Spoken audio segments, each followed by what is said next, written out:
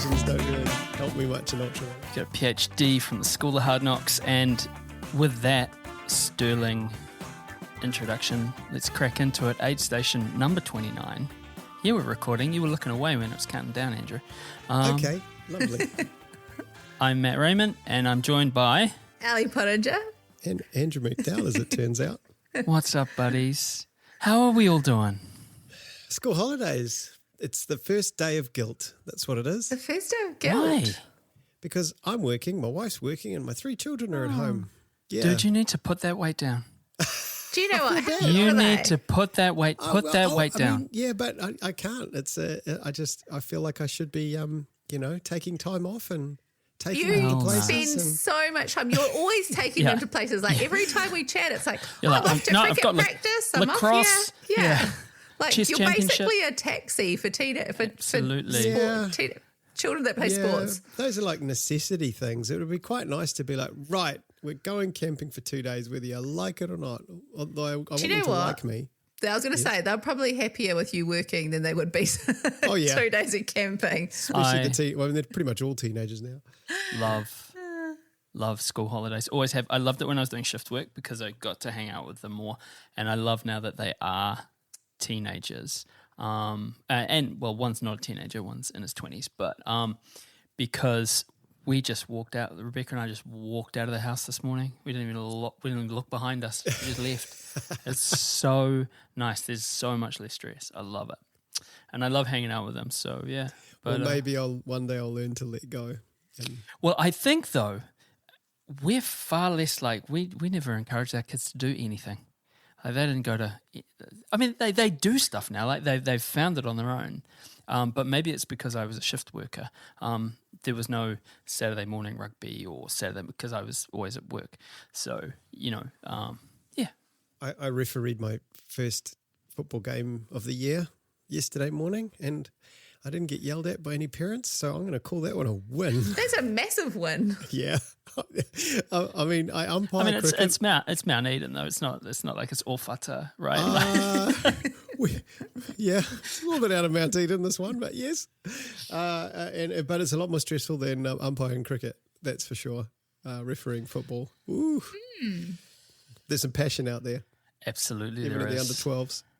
Anyone taking big dives and doing stuff like that? It's hard to tell sometimes. I need the replay, the VAR. Anyway, sorry, running, right. Look, speed lightning round. Tonight we've got lots of topics to go through. So why don't we take it one each and ask the other two what we think, and we'll bash through real quick. What do you reckon? Sounds good, mate. Well, I'll try. What's first? Training mental toughness for an ultra, something that is not commonly worked on. Can I just say, recently, Matt, in the newsletter wrote, I can't remember the words now, but it was a beautiful paragraph about the mental side of things. And do you remember what it was, Matt? I'm sure I linked it to you and said, this was amazing. And I said, who wrote that? Oh, yeah. You. I don't even know what you've written.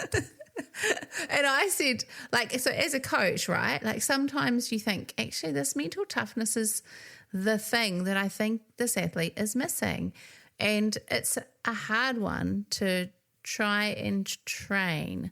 And one of the things that I learnt was actually sometimes you can do everything you can, but actually people need therapy. So no shit. Like it's genuinely like if you haven't dealt with some things or you don't have that resilience there because you've got so much on your back, it's kind of something that needs a bit of extra support. But it depends on the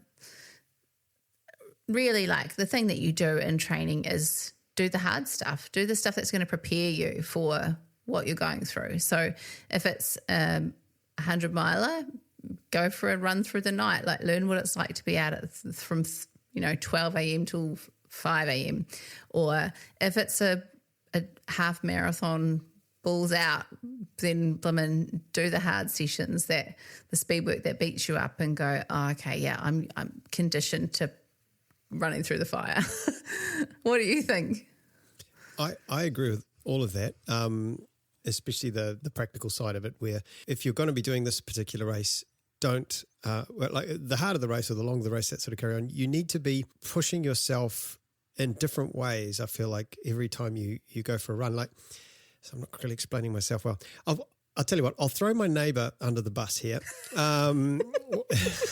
Yeah, not a very mentally tough individual at all. My neighbour Harsh, who's one of the loveliest toughest people, human beings on the planet.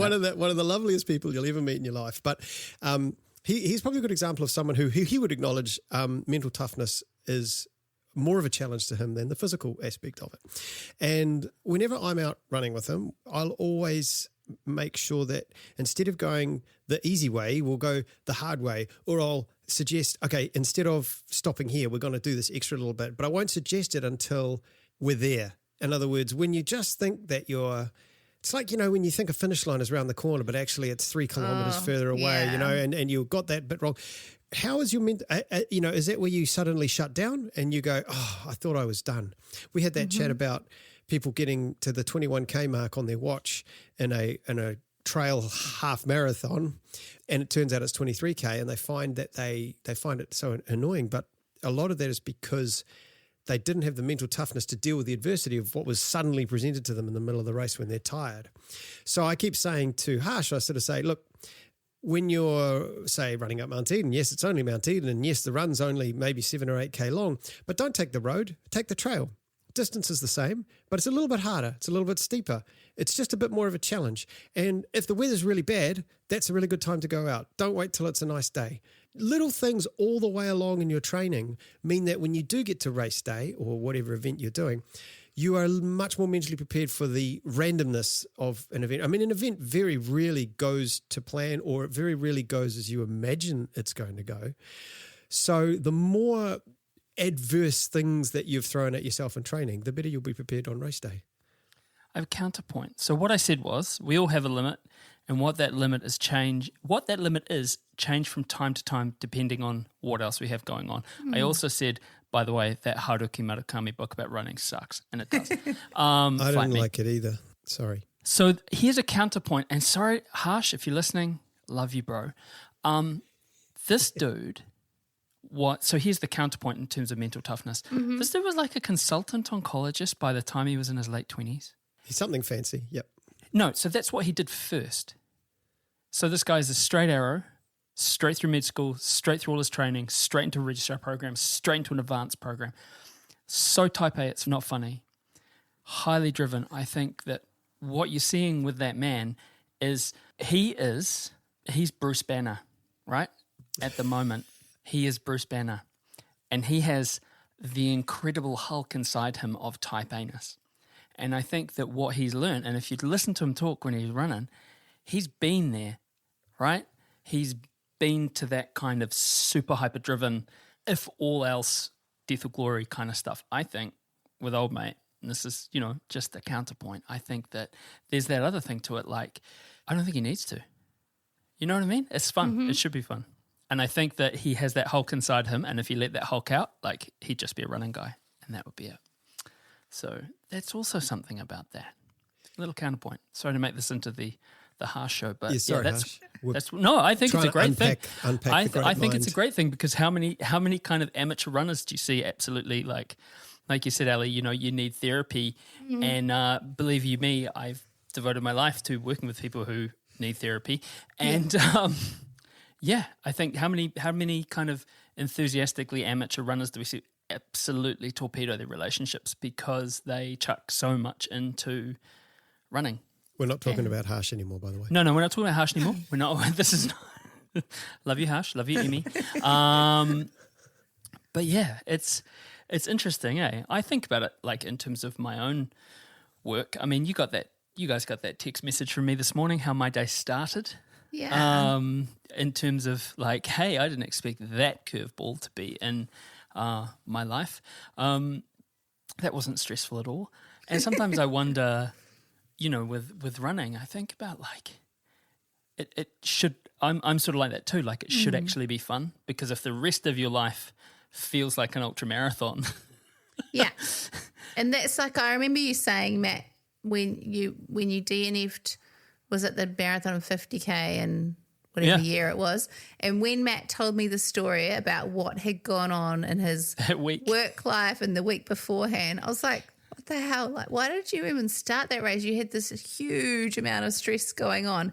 How did you possibly expect to take or put any more stress on, or, you know, like empty your bucket anymore, because it was already empty? And I think that's kind of what I'm talking about when it comes to that mental toughness.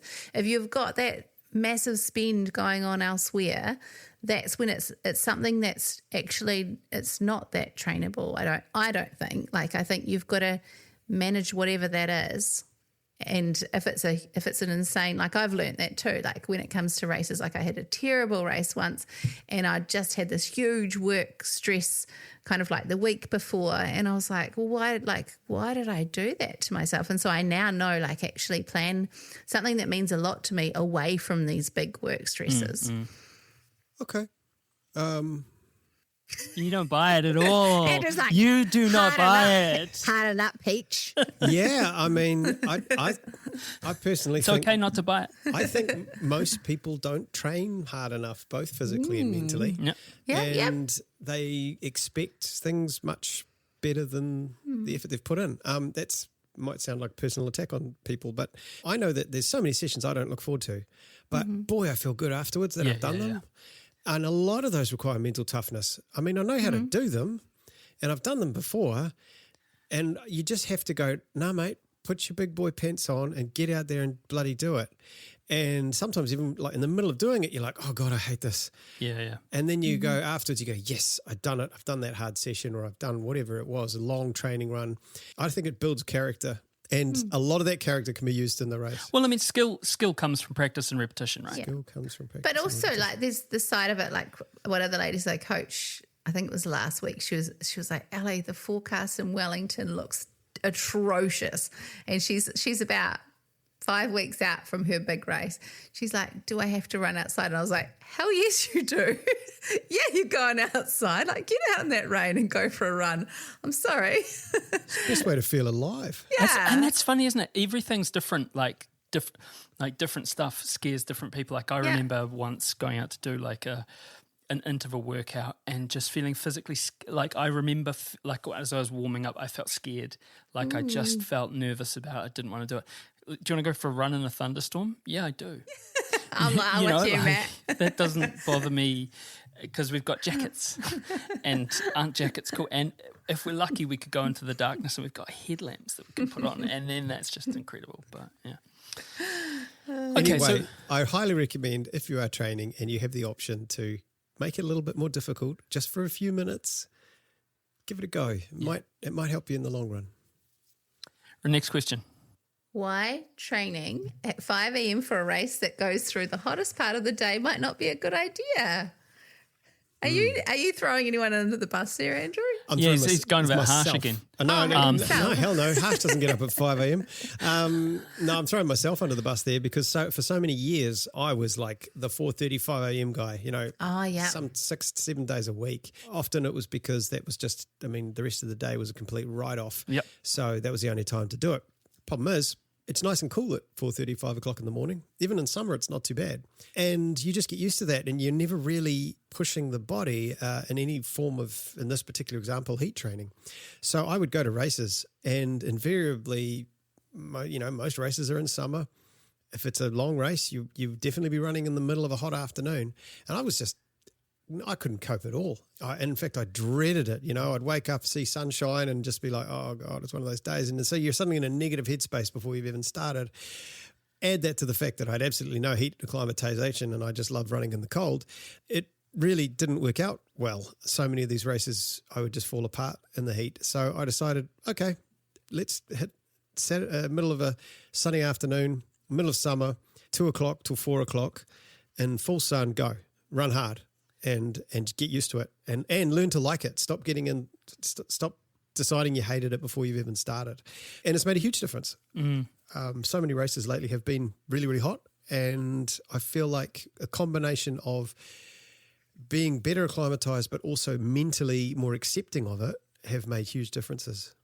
I was going to add that it's also good for training the gut. So, you know, you can go out run after you've had lunch, run after you've had dinner. So get used to that feeling of running with a full tummy.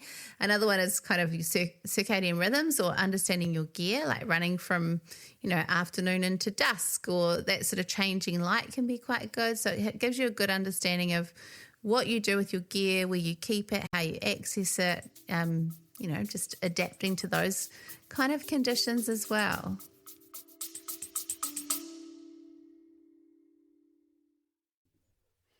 Wu-Tang Clan said, protect your neck. That's it, say. Protect your lips. Look, it's race season, it's hot, and we understand the crushing pressure of the unmentionable parts of your body. Having poorly lubed feet, for instance, can really screw up a good day on the trails. But what about your lips? They're out in the sun for ages, and they can get nasty, dry, cracked, and sunburned. You might think you're hardcore, but your lips are not. That's where That's It natural skin protection from New Zealand comes in. Prevent drying and cracked lips all year round and heal any damage already done with That's It Manuka Oil Infused Balm. SPF 30 plus with 100% high-grade New Zealand Manuka oil. Their go-to lip balm and a handy pocket built in to protect and repair. Soothes, protects, made with shea butter and beeswax base. None of that nasty stuff. Head to that'sit.nz to check out this amazing lip balm and their range of natural skin protection. I use this lip balm and I love it. That's it. One of the best training runs I did leading up to I'm with you on that, Andrew. For Tidal Widow, I was out in the afternoon all summer, and it sucks. It's really, really hard. You're like, you're burning through water, you're burning through everything, but ultimately useful. I remember one of the best training runs I did for Blue Lake 100 was it was on a Sunday night, and we'd been out for Tom's birthday dinner. Gone out, had a full meal. It was excellent. Came back, going for a run, and did a 3 hour, 3 trig loops, and Riverhead in the dark with a very full stomach. And it was awesome. It felt great. You felt great. You feel a bit full at the first, but if you actually properly feel it was fantastic. It was such an enjoyable time. Speaking of the trig, are we going to go fix it? So I don't reckon that hasn't fallen over. That's been pushed over. Oh. So from where the whole side has kind of fallen away. Oh, has it fallen down again? Okay, I'll go. The whole, it looks like a massive slip. But then again, there's no debris. Haven't been up there in a while, so I've been enjoying sort of the eastern side of the forest. I think I've done too many of those loops, so I've been running out towards Strip Road, Arima. But Coach Ali, is it better to train specificity closer to a race or further away? Do you start, if you've got a race that's, say, I don't know, hilly and hot, do you start your training with the adaptation that you'll need for the race, and then sort of move to do you do the hilly stuff first and then go and sort of work on leg speed closer to the race, or do you do it the other way? What's your go? For me, because there are different schools of thought on it, I like to periodise with that kind of strength and speed closer to the race. But when it comes to heat acclimation, you want to do it about 6 weeks out from race day, and kind of 60 to 90 minutes each day in the heat of the day. And you can also add in sauna or hot baths, that sort of thing, if it's not kind of hitting those 25 plus degree temperatures, which is tricky, right? It is. But that's kind of the protocol for that. And then I tend to put training going from general through to more specific, and gradually getting yourself to a point where you're kind of meeting those elevation gain kind of targets for the period closer to race day, if it's a hilly race. Sweet. Yeah. Next question, Andrew. Sorry. Oh, how modern fueling is helping stomach distress? Now, I think it's helping it just fine. The distress of it. I'm not really qualified to talk about this. I'm not a nutritionalist, and I don't understand the chemistry of the latest fads. But all I can say from experience out there, it seems like some of these, and maybe you two know a lot more than me, but some of these new fuels have slow release and quick release sugars. There's the sugar molecules wrapped in something that doesn't dissolve immediately in your stomach. It takes longer, which causes less of a spike, and therefore less stomach distress in general. It's more of a slower release, but you're still ingesting it at the same rate. That's how people are getting all these carbohydrates in every hour, is they'll get a bit of a hit from the quick sugars that are in there and then a slower hit from the others. That might be absolute mumbo jumbo, but that is how I've understood it. And yeah, the last race I did is the first race I've done of that sort of, 27 odd hours where I've not had a second problem at all with my stomach, like absolutely flawless the entire time. And that was using these new fuels. So is there something in that? Have we got really clever? Have we fixed it? Have we fixed it, or have we gone backwards? I would suggest if you want a masterclass in nutritional intake, you read the book Wheels of Fire, which is the history of the Tour de France. Now, those dudes... They're on bikes, though. No, they were on 100-kilo fixed gear metal bicycles going... Oh, this is the good dudes in like the 1800s when it started. Now, their nutrition was a combination of fast and slow sugars, like including like just mainly they just used to eat food. They'd chop a bunch of beer, they'd drink red wine, they'd take cocaine. They'd do all sorts of stuff, and they seem to not affect... So it sounds like my 20s. Yeah. When I was riding the Tour de France. Yeah, totally. Just a bicycle around the corner.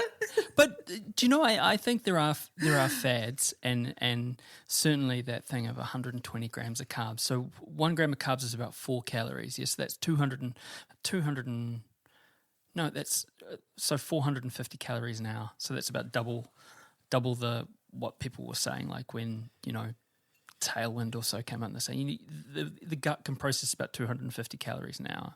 Right. So, yeah. But, okay. It's all about training your gut though, right? It is. So funnily, Erin had sent me through a research article to have a look at, which I pumped into ChatGPT because I thought it was really interesting to see where ChatGPT went with it. And there was some really interesting stuff that they were talking about. Compression socks I was like, what the hell? Compression socks and GI distress.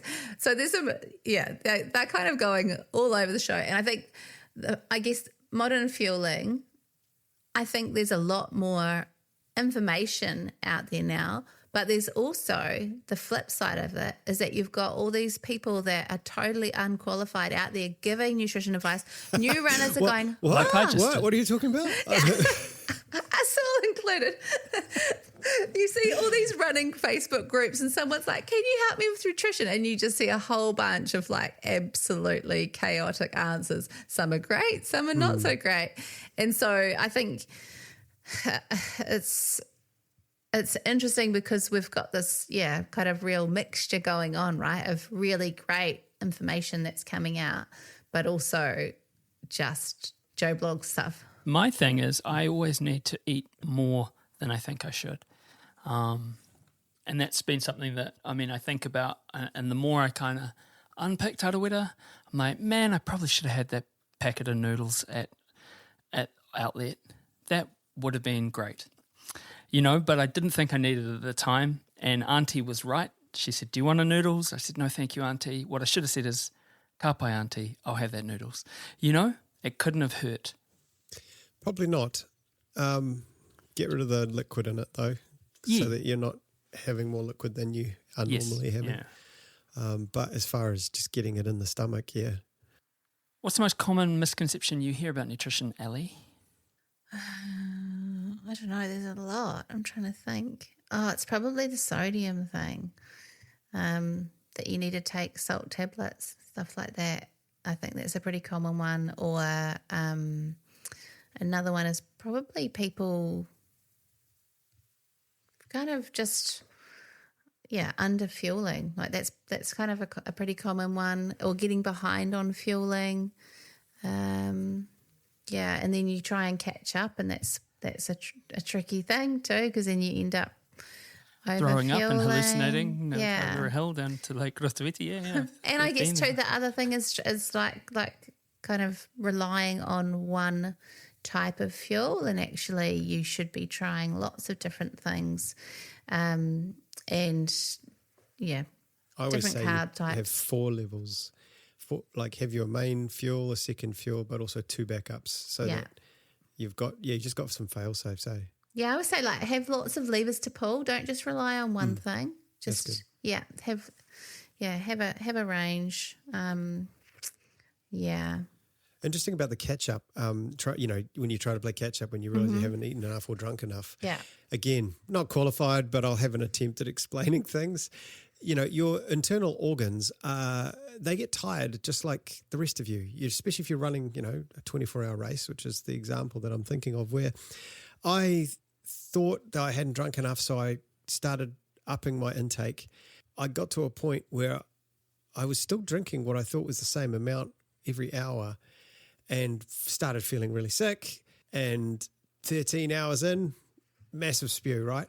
And I could have sworn I spewed 3 litres of liquid into this bucket, right? And I'm thinking, why isn't my body using this? Like, why is it just holding it in my stomach? Because you compete. It's not fatigue. It's your body's competing because it's only got so much blood. And while you're exercising, the blood goes to your big muscles and it goes to your cardiovascular system and your lungs, and that's cardiovascular, isn't it? In your lungs and everything like that.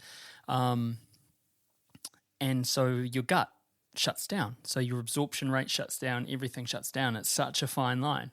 And I think so therefore, because your stomach is shut down. Because you pumped more into it, your gut just went, nah, can't do that. Because you were having to spend, the blood was going to keeping you moving. And therefore your kidneys aren't getting the dilution they need because your stomach is not processing anything. It's just storing it and everything goes south from there. Yeah. And the only way to fix it seemed, was to stop, right, and actually rest and let that blood flow do its thing, and then sort of try and reset.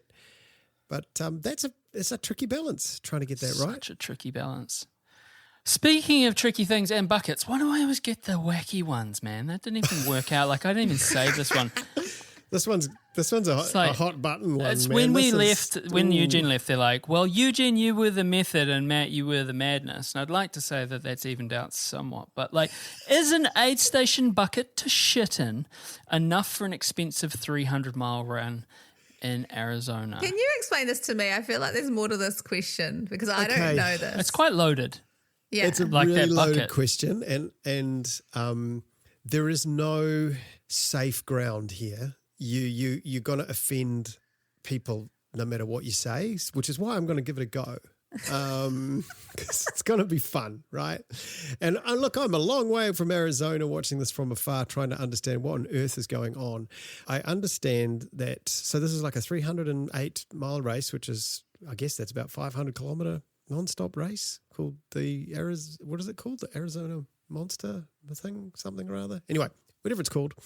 It had its inaugural event maybe a week ago, and before it even started, there was a lot of banter online about how certain people, well, again, everyone's got their version of a story.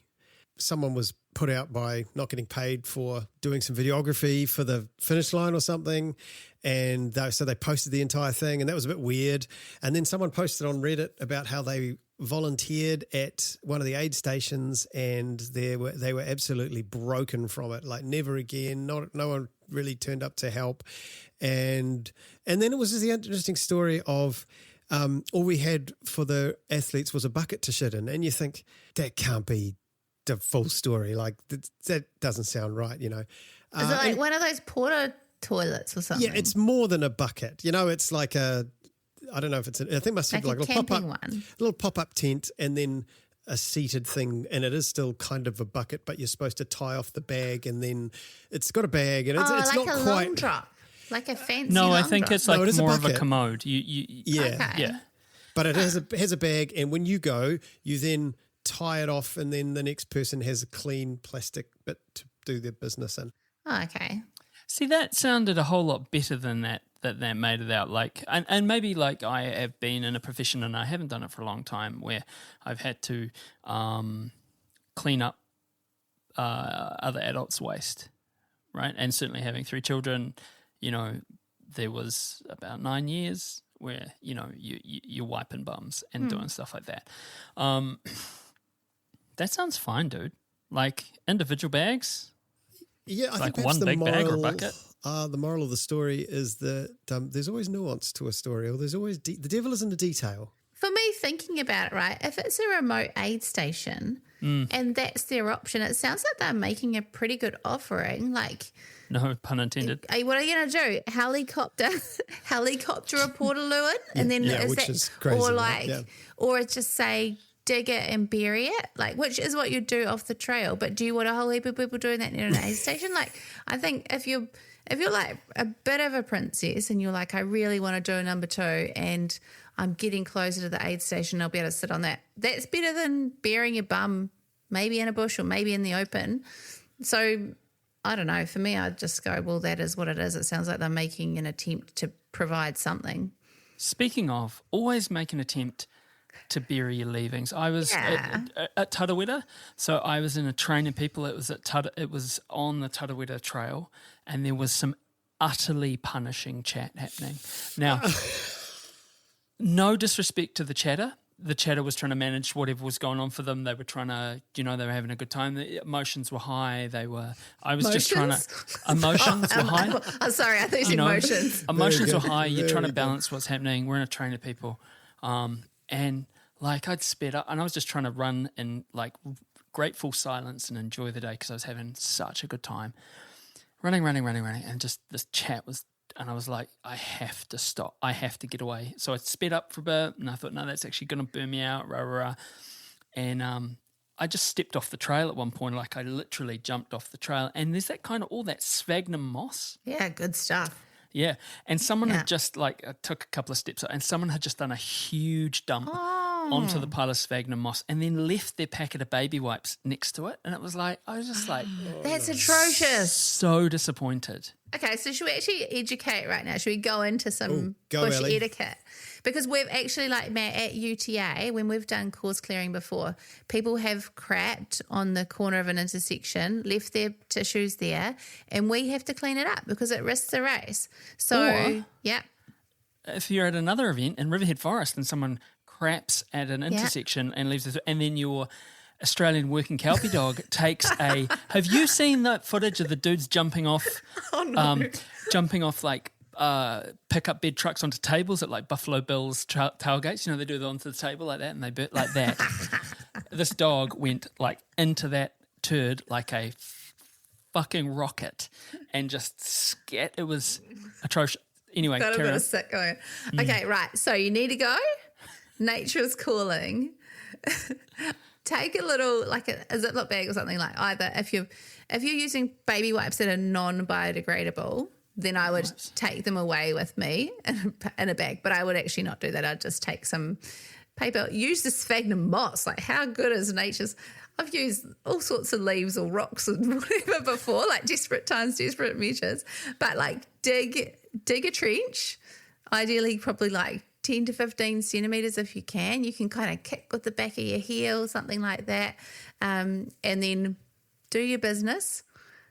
Put your degradable wipes or that in there. Cover it up. Done. Nothing more satisfying.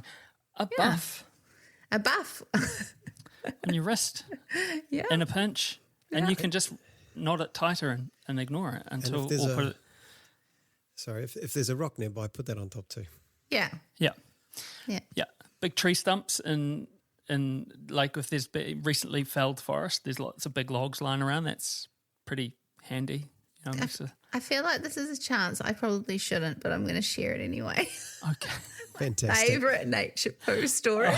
Is this Barrows? I've got a few. No, this is mine. Oh, yours.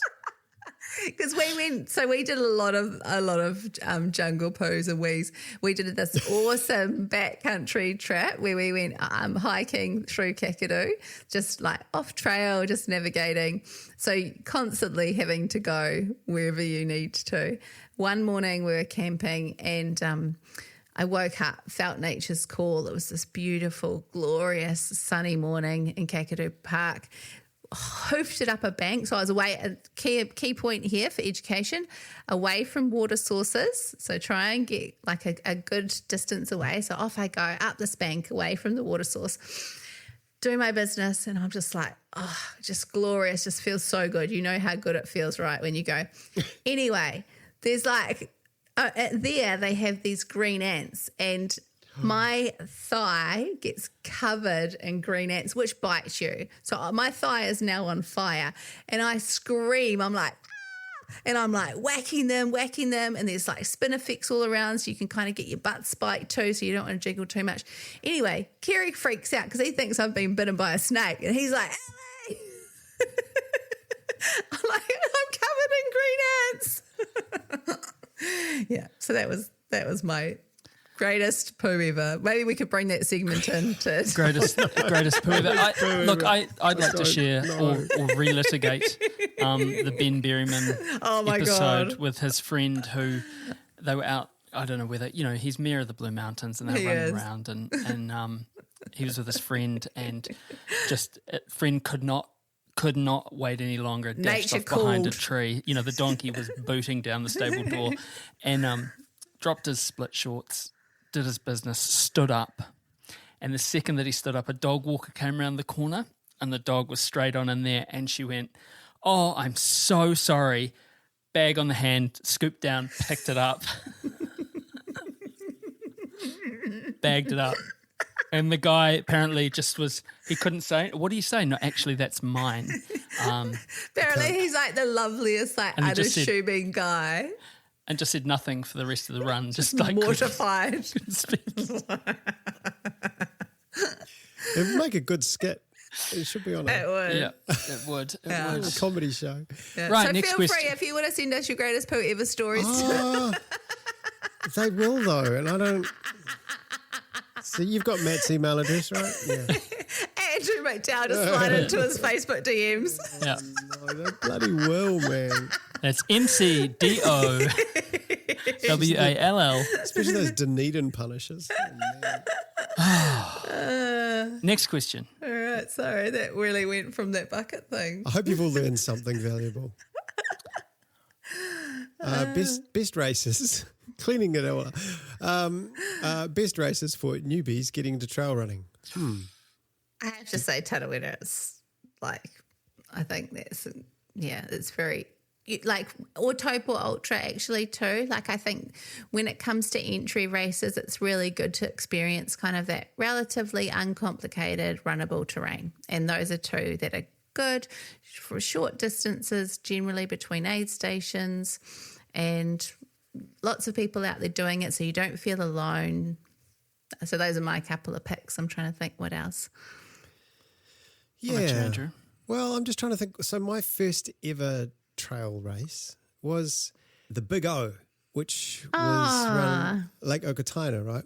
Which was a fairly small affair. Lovely Sean Collins thing. Probably, I don't know, 40 people, 50 people, not really sure. It was won that day by some guy called Dan Jones. I don't know if you've heard of him. Never heard of him. Yeah. Shout out to Dan Jones, course record Lake Sonoma Marathon over the weekend. Did he? Yeah, Oh my 3:02. Oh my, just absolutely ridiculous. Nearly 2,000 metres of vert, and he's running a 3-hour marathon. Nice. Oh, and shout out to Mel Aitken while we're shouting out marathon for her 2:53. friend of the pod, 2:53, Yeah. somewhere around there. And she finished third, but actually gets Yeah. second in the New Zealand champs. What a legend. What was I talking about? Oh, yeah, the Big O. And, 40 or 50 people perhaps. And for me, that was good. And so I liked it because it wasn't too many people and because it wasn't too over the top and it was simple. But, yes, I did end up by myself because I was going so slow. I was like nearly the last finisher. So you are kind of felt very remote at the time, like a 35K run or whatever it was around Okataina.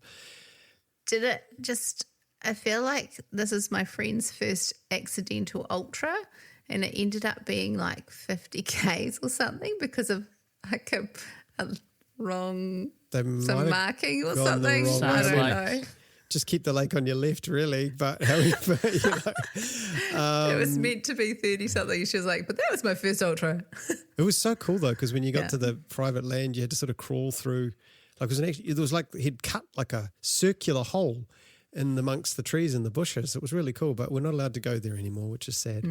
But yeah, so I like the ones that aren't too over the top because, parking's not an issue, entry's not an issue. Usually they're a lot cheaper, not so much on the line. And so long as perhaps you can get a couple of friends together to do it, they're good. Yeah. Now, I'm not actually giving any examples here of races that exist right now, but Well, I think, thinking back to the run, I mean, I know it's all backyards now, but thinking about, for those who are in Auckland, something like Lactic Turkey, they used to do the Run Auckland events, and the really cool thing is they go sort of out of the way, not the big hitters. Like I love the exterior. Yeah, I was just going to say those ones are good. Really, really good. Again, a little bit on the pricey side, but some people don't mind that. Backyards are good though. Like if it is your first attempt at going through trails and stuff, knowing that, well, if you totally suck at it, it's only 6.7K, then you can call it a day if it's really not for you. But then you can keep going if you want to, Mine was the Nugget in Riverhead.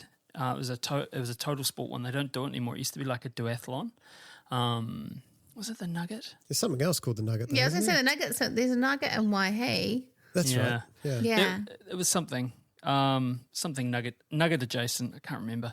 I'll put it in the show notes. But it was in summer, so and I got my very rude awakening. Even though I was living in Riverhead, running in Riverhead in winter that year, did an exterior event and found out very quickly that no matter how decent I thought my road shoes were with grip, they weren't going to cut wet trails.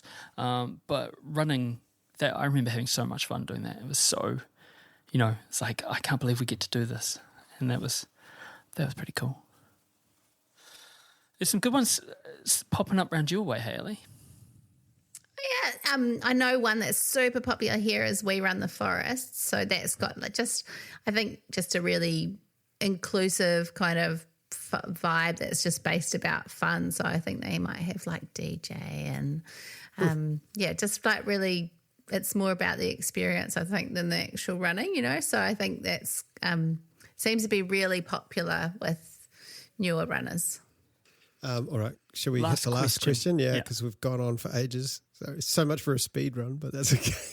Lightning round. We talked about poo for too long. It was quite a long poo chat. Sorry, guys. That's my fault. Look, there's no Lotus without mud, right? If we run route burn in under 3 hours, are we missing the point, or is it exactly what we want to be doing? We're trampers, right? All along. If I could run route burn in under 3 hours, you bet your sweet ass I'd run route burn in under 3 hours. Yeah, probably. Who did? Who ran it under 3 hours? Oh, people do. There's usually a couple every Dan year. Jones. King David. Yeah, David Hanschmidt. There was a 2:45 just run on the weekend. I didn't get the names. Sorry, that's all right. You can read. I did look at the results, but I can't remember who it was. I think the course record's in the 2:30s, isn't it? It's just mind blowing for a 3-day hike. I don't know. I think maybe have both. It'd be cool to be able to run it.